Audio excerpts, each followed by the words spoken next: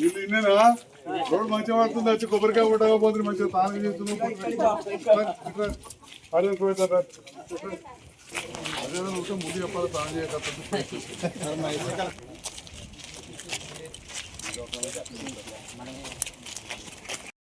Thank you. మేము వెళ్తాం okay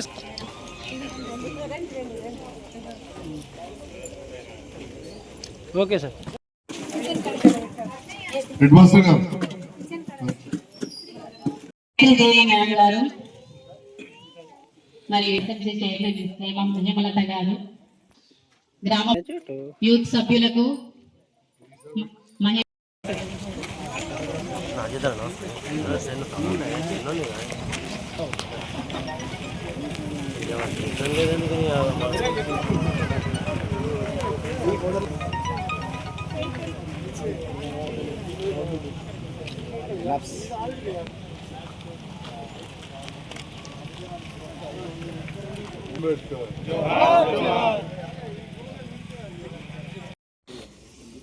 నిన్ననే ఈ కార్యక్రమాలు చేస్తాం అనుకున్నాం. ఎడతెరిపి లేకుండా వాన పడ్డదంటే రైతులకు ఆనందమే.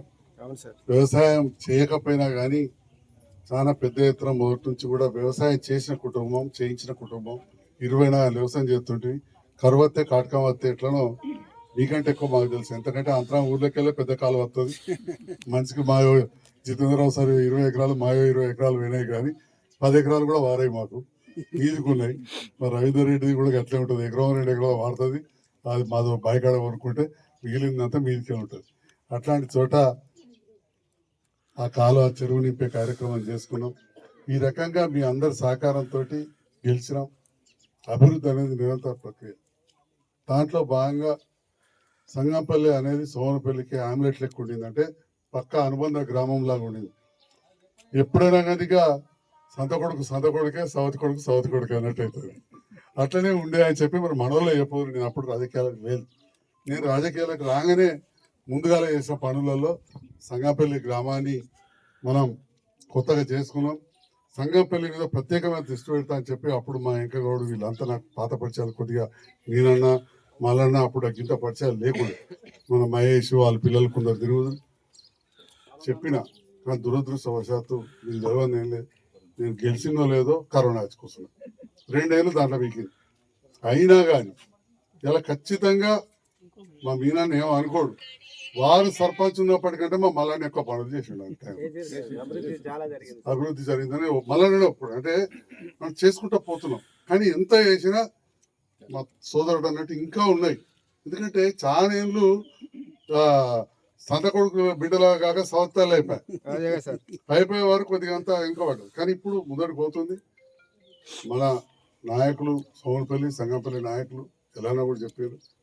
శ్మశాన వాటిక రోడ్డు 2 కోట్లతో ఎస్టిమేట్లు వేయించినాం. మీకు తెలియదు కాదు, కరోనా వచ్చినప్పటికీ కూడా కొత్త పనులు కొద్దిగా స్లో అయినాయి. ఈ ప్రభుత్వం వచ్చాక ముఖ్యమంత్రి ఏం చెప్తున్నారు వింటున్నారు. అయినా కానీ రైతు బంధు ఆపలేదు, మళ్ళీ ఇచ్చినాం. సంగంపల్లి గ్రామంలో 20,60,000 సిసి రోడ్లు ప్రారంభోత్సవం చేస్తున్న సందర్భంలో భూమి పూజ చేస్తున్న సందర్భంలో కార్యక్రమంలో పాల్గొన్న గౌరవ పెద్దలు సీనియర్ నాయకులు మాజీ ఎంపీపీ ఎల్లారెడ్డి గారు, అదేవిధంగా మాజీ వైస్ ఎంపీపీ పక్క గ్రామే కల్లెడ నాగేశ్వరరావు గారు, మాజీ పిఎస్ఐ చైర్మన్ సిఎస్ నాయకులు సీనియర్ నాయకులు నారాయణరెడ్డి గారు, ఈ గ్రామ తాజా మాజీ సర్పంచ్ మల్లయ్య, సీనియర్ నాయకులు మాజీ సర్పంచ్ మా మీనన్న, ఇంకా చాలా మంది గ్రామ వివిధ కుల సంఘాల పెద్దలు, అట్లనే పక్క గ్రామం నుంచి వచ్చిన సోమనపల్లి సీనియర్ నాయకులు వాళ్ళ కూతుర్ని సర్పంచ్ చేసుకొని సోమనపల్లి కాడ కూడా ఎన్నడూ కానని పనులు చేసిన మా అంజన్నకు, అట్లనే ఇంతకుముందు ఇటు మా సహకారం కావచ్చు పెద్దల ఆశీర్వాదంతో హబ్సిపూర్ గ్రామాన్ని చాలా పెద్ద ఎత్తున అభివృద్ధి చేసిన నాయకులకు ఇంకా చాలా రవీందర్ రెడ్డి గారు, తిప్పలపేట గంగాధర్ గారు, అంతరావు రవీందర్ రెడ్డి గారు, వివిధ గ్రామాల నుంచి నాయకులు వచ్చారు. అందరికీ అధికారులు కూడా ఆదివారం అయినా కానీ వచ్చిన మా డిప్యూటీ తహసీల్దార్ గారు మిగతా అధికారులకు ఎవరెవరు వచ్చారు, మా పంచాయతీరాజ్ ఏఈ గారు వారి సిబ్బందికి, మేడం వచ్చిందా సెక్రటరీ గారు, చాలా బిజీ కదా, ఇక్కడ ఊర్లో ఉండాల్సిన ఆమె మేము వచ్చిన తర్వాత వచ్చింది. వచ్చినందుకు వారికి కూడా ధన్యవాదాలు తెలుపుతున్నాను. రాలే. దా, పోండి. గ్రామ పంచాయతీలు ఉండే లంబడోలో గొండోలో నాయకపోలే అని, కానీ దళితులే కాలే. నర్సులపల్లె 400 ఇళ్ళు ఉంటాయి. అక్కడ ఇంద్రనగర్ గ్రామ పంచాయతీ కూడా చేసినా అని చెప్పి ఈ సందర్భంగా తెలియదు. అంటే మర్చిపోక ఉదాహరణ చెప్తున్నా, ఇప్పుడున్న ప్రభుత్వంతో కలిసి పనిచేస్తేనే మరి ఈ నిధులు అత్యధికంగా తీసుకురాగలుగుతాం. ఇంట్లో కూర్చొని డౌన్ అదో ఇదో అనుకుంటూ కూర్చుంటే కాదు అని చెప్పి గౌరవ ముఖ్యమంత్రి రేవంత్ రెడ్డి గారు సూచన మేరకు, మంత్రుల సూచన మేరకు ప్రభుత్వంతో కలిసి పనిచేస్తున్నాం. తప్పకుండా ఇవాళ మేము సంతోషంగా చెప్పుకోగలుగుతున్నాం. మన నిధులు మంచిగా తెచ్చుకున్నాం. తక్కలపల్లి కాడ కూడా సబ్ సెంటర్ మనకు దవాఖాన చాలా అయిపోతా ఉన్నది. సోమనపల్లి కంటే మనకు కళ్యాణ ఆల్రెడీ ఉన్నది. ఈ రకంగా విద్య కావచ్చు, వైద్యంలో కావచ్చు, అన్ని కార్యక్రమాలు చేసుకున్నాం. స్కూల్లో రిపేర్ కూడా ఈ ప్రభుత్వం వచ్చినాక అయింది. అంతకుముందు స్కూళ్ళలో సాఫ్ చేసేటోళ్ళు కూడా లేకపోవరు, వాళ్ళని కూడా పెట్టడం జరిగింది. అంటే ఇటు విద్య, వైద్యం, వ్యవసాయం అన్ని రంగాలు చేస్తున్నాం. ఒక్కడికి అనంతరం బ్రిడ్జ్ కూడా చేసేది ఉండే, అయితే అది కేంద్ర ప్రభుత్వం దాంట్లో పోతే ఢిల్లీకి బాగా సాలదిస్తే రాజకీయాలు పక్క పెట్టాలి. ప్రతిసారి రాజకీయం మాట్లాడుతున్నారు. నేను ఊరికే మాట్లాడాను, మీరు ఎప్పుడు చూస్తుంటారు. నేను అప్పుడైనా అంతే, మనం చేసే పనులు చెప్పినా కానీ పొద్దున్న దానికి నేను ఆపోజిట్ వాళ్ళని తిట్టంగా చూసిరా, ఎన్నడూ తిట్టంగా చూడలే మీరు, విన్నారా? ఎందుకంటే వాళ్ళతోటి పనిచేసిన మా మీనాళ్ళ జర్రంతా పాన కొట్టుకుంటారు, మా ఇళ్ళలో కనిపిస్తుంది అరే. కాబట్టి అప్పుడప్పుడైతే వాళ్ళు చేసిన మంచి పనులు కూడా చెప్తా. రాజేశం గౌడ్ సార్ జీవితాలకి మంచి పని చేసిండు. హౌసింగ్ బోర్డు హోల్ చేసిండు, బస్ స్టాండ్ హోల్ చేసిండు, దవాఖాన కూడా తెలుగుదేశం అప్పుడు వచ్చింది సర్కార్ దవాఖాన.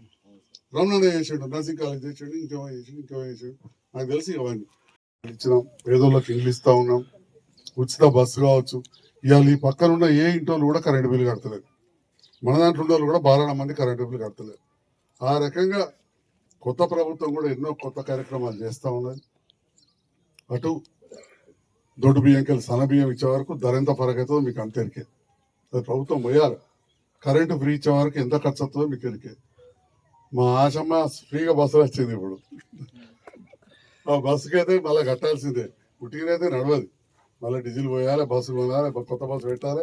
పాత బస్సులు బుర్రు అంటే ఇప్పుడు కరెంటు బస్సులు ఎత్తున్నారు, ఎలక్ట్రిక్ బస్సులు.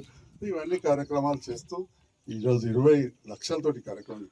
ఓవరాల్ ఇవాళ 82 లక్షలతోటి పనులు ఇక్కడ అనంతరం, గుట్రాజపల్లె, ధర్మారం, తిమ్మాపూర్లో. మరి మీరందరూ కూడా నన్ను అభిమానించి గెలిపించండి. పక్క నియోజకవర్గాలలో మీకు తెలియంది కాదు, అప్పుడు మనందరం కూడా ఆ ప్రభుత్వంతో కలిసి పనిచేసాం, అప్పుడు పనులు చేసాం. ఆ తర్వాత ప్రభుత్వం మారింది, ఓడిపోయారు. మీరేమో నన్ను గెలిపించినాక ఈ ముఖ్యమంత్రితో ఉండకపోతే మరి నేను వచ్చినప్పుడు ఇప్పుడు కార్లో చెప్పుకుంటూ వచ్చిన మంగళకాడ 2018లో గోండుగూడలో 4 ఓట్లు తక్కువ వచ్చింది. వాళ్ళు ఏం పని అంటే మాకు గోండుగూడ గ్రామ పంచాయతీ కావాలి, తక్కువ వచ్చినా గ్రామ పంచాయతీ చేసి చూపెట్టినా అని చెప్పి కూడా ఈ సందర్భంగా తెలియదు. అదేవిధంగా విద్యార్థుల ఏదైతే అమలాదర్శ పాఠశాల కమిటీ సభ్యులు ఉంటారో వారందరికీ కూడా నా శుభాకాంక్షలు తెలియజేస్తాను. ఇంతకుముందు గౌరవ డిఓ గారు చెప్పినట్టు ప్రభుత్వ విద్య పైన కాబట్టి వైద్యం అంటే ఇష్టమైంది. పెద్ద ఎత్తున వ్యవసాయం ఉన్న ఉన్నత కుటుంబాలకు గెలిచిన సర్కార్ బలలో చదివిన అనుభవం నాకు ఎక్కువని చెప్పి సందర్భంగా మన నాన్నగారు మన సర్కార్ బలలో చదివించి అసలు సామాన్యుల స్థితిగతులు ఏంటి అనేది అర్థమయ్యే విధంగా నాకు అట్లాంటి అవకాశం కల్పించింది. ఎందుకంటే మాకున్న అవకాశాలు అప్పుడు మా నాన్నగారికి నన్ను ఎంత పెద్ద స్కూల్లో చదివిపోయారు, కావచ్చు ఎక్కడెక్కడో చదివింది. సెయింట్ పాల్స్లో అందరూ కూడా నాకన్నా పెద్దవాళ్ళు, మా పాలెల్లో కానీ మా చిన్న పిల్లలు. నేను మాత్రం గవర్నమెంట్ హై స్కూల్, పీక్లీ Godavari primary school, government high స్కూల్లో చదివింది. మరి ముఖ్యమంత్రి గారు కూడా చెప్తా ఉంటారు, చాలా మంది ఎంతోమంది హైదరాబాద్ పబ్లిక్ స్కూల్ చదివిన మంత్రులు, అధికారులు కనబడుతున్నారు. మరి నేను జెడ్పీహెచ్ఎస్కి వచ్చినాను చెప్పి ఆ స్థాయిలో సమస్యలను స్కూళ్ళలో కావచ్చు, ఆ పిల్లలతోటి మమేకమైనప్పుడు ఆ కుటుంబాల సమస్యలు కావచ్చు, ఇవన్నీ కూడా అప్పటి నుంచి అవగాహన చేస్తున్నాం. ఆ సందర్భంలో నాకైతే అనిపిస్తుంది ఇప్పుడు నా బిడ్డను కాన్వెంట్లో చదివించిన మనలో చదివిన ఈ 90% సమాజం ఏదైతే ఇప్పటికైతే ఒక మధ్యతరగతి బిలో మిడిల్ క్లాస్ ఉన్నదో భారతదేశంలో ఈ స్కూళ్ళలో చదివిన వాళ్ళకే ఆ సమాజం పట్ల అవగాహన కావచ్చు, రేపటి నాడు జీవించడానికి అన్ని విధాల తోడ్పడుతుందని నేను భావిస్తాను.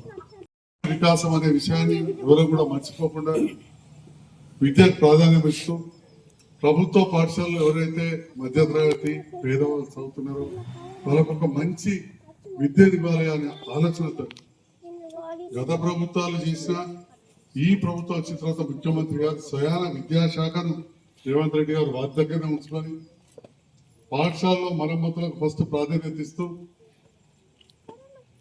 అమ్మ ఆదర్శ పాఠశాల కమిటీలు మన మహిళా సంఘాల ద్వారా ఏర్పరచుకొని ఎన్నో పాఠశాలను మనం రిపేర్ చేస్తున్నాం. దాంతో పాటుగా ఉపాధ్యాయులు ఉన్నా కానీ ఊడ్చటం లేకుండా స్కావెంజర్ లేదని చెప్పి ఎన్నోసార్లు చెప్పారు.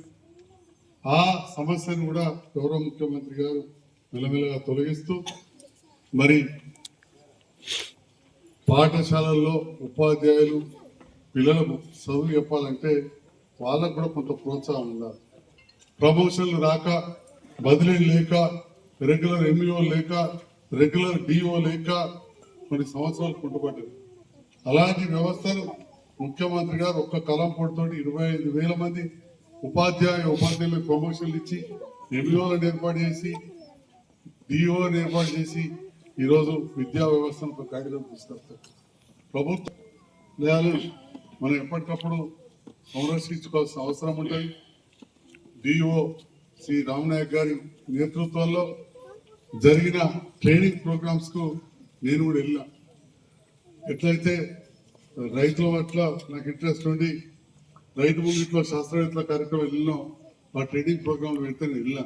మరి ఎంతమంది వెళ్ళినో నాకు తెలియదు, కానీ ఇక్కడ వెళ్ళినప్పుడు ఉపాధ్యాయులకు ఒక్క చదువు విషయాలే కాకుండా పిల్లలకు సంస్కారం ఎట్లా నేర్పాలి, ఇవాళ ఏదైతే మాదక ద్రవ్యాలకు అలవాటు పడి చాలా చెడు వ్యసనాలకు లోనై జీవితాలు పిల్లలు పాడు చేసుకొని ఆ కుటుంబాలు నాశనం అవుతున్నాయని చెప్పి ఆ ఎక్సైజ్ ఇన్స్పెక్టర్ తోటి కూడా టీచర్లకు క్లాసులు చెప్పారు.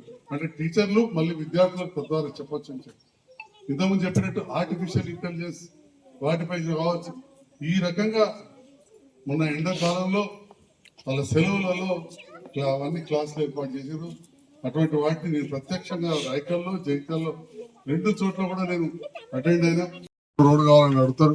29 లక్షలతో అసలు తుర్కాశవాడలో ఒక రోడ్ అంటే వేసామంటేనే నేను రాజకీయాలకు వచ్చాను.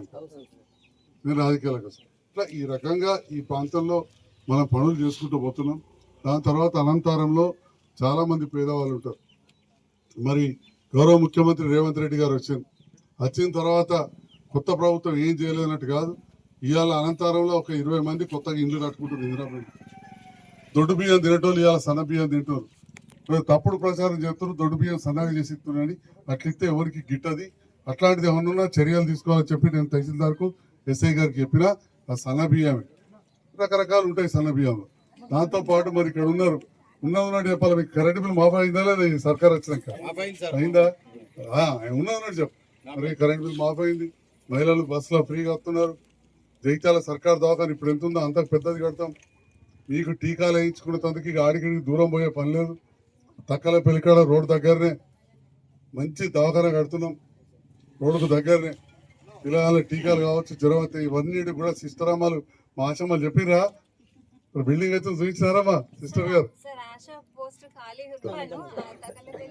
అంత దగ్గరనే మంచిగా మందులు అన్ని కూడా ఉంటాయి. చిన్న ఉంటే ఇక్కడ ఎవరో ఉంటారు, చిన్న డాక్టర్ ఇస్తాడు. అది కానీ కొద్దిగా ఎక్కువ ఉంటే అక్కడ రావచ్చు. పిల్లల టీకాలకి ఇక బాగా దూరం కలయడానికి పోయే పని లేదు. ఈయన తక్కలపల్లి కానీ అయిపోతున్నది, చెత్త కూడా పడుతున్నది. కొద్ది రోజులలో అయిపోతే 23 లక్షలతో మీకోసం మంచిగా మా సిస్టర్ అమ్మలు వాళ్ళు కూర్చునేటట్టు, మీరు పోతే మీకు వైద్యం అయ్యేటట్టు, డాక్టర్ వచ్చేటట్టు ఇవన్నీ కార్యక్రమాలు చేస్తాను. ఇంకా ముందు కూడా నిరంతరం అభివృద్ధి చేస్తామని చెప్పి కూడా ఈ సందర్భంగా తెలుస్తుంది.